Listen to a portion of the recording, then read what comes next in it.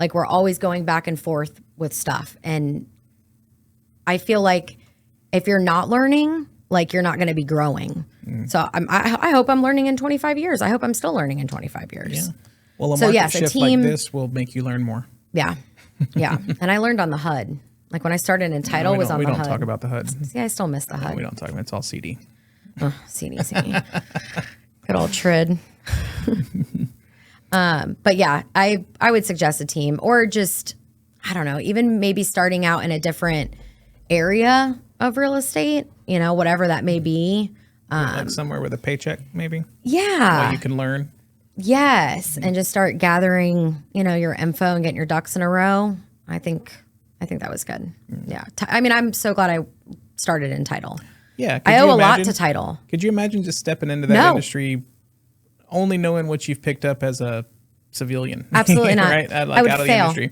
If I was coming from the T-Mobile, you know? Yeah. And just, I'm going to be a real estate agent. I could not imagine. I could see why we have an 86% failing rate.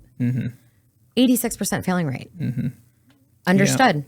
Yeah, you got it. You had exposure to so many agents during that time, and offices, and networking, and the bad side, and the good side, and the show side, and the sales side, and all of that. You were right in the middle of it. Yeah. So I did the closings. So I got to meet the clients at the end of the transaction, right? So I'm sitting there and here comes buyers and sellers and I get to hear everything that they are saying about their agent.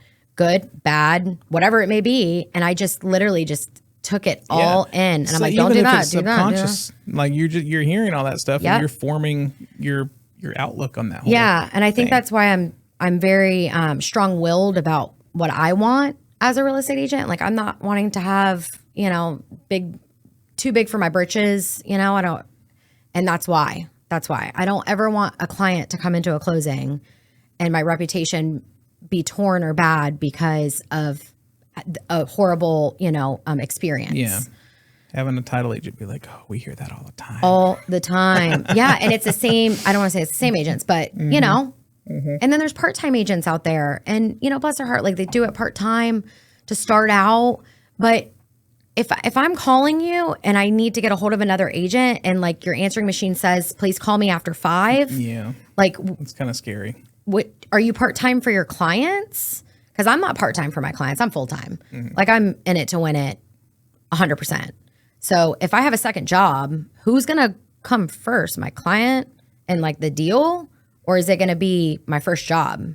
So I don't know. Part-time scares me. Yeah. For longevity.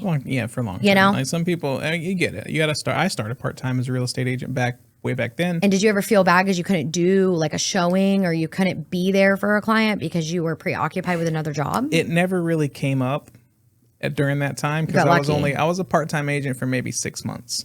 Okay. So it wasn't like a really long period of time. And it's not like I was doing a ton of volume during that time either. So that never really came up, but I knew that I can't dedicate my career to this helping people unless I get rid of this daily thing that I have to do. Yep. And that's when I stepped out and I had to. Like I couldn't do marketing. I couldn't do running around. I couldn't do open houses. I couldn't do this, couldn't do that. Like all kinds of stuff that I just was not able to do that I knew that I had to do to make it work. Yeah. So I think everybody hits that point in their own time, you know, their own track. For sure. And and just staying in the knowledge part. Like as a part-time agent, I couldn't imagine you're doing a lot of trainings or like, you know, updates on contracts. We're seeing a lot of like real world scenarios. Yes. You know, things coming through because I feel like you learn from every transaction. Absolutely. Whether you want to or not. Every transaction's different. The more that you can see trends, you can see how you solve this problem here and you're able to apply that and do the same thing here. Exactly. Like all of that starts clicking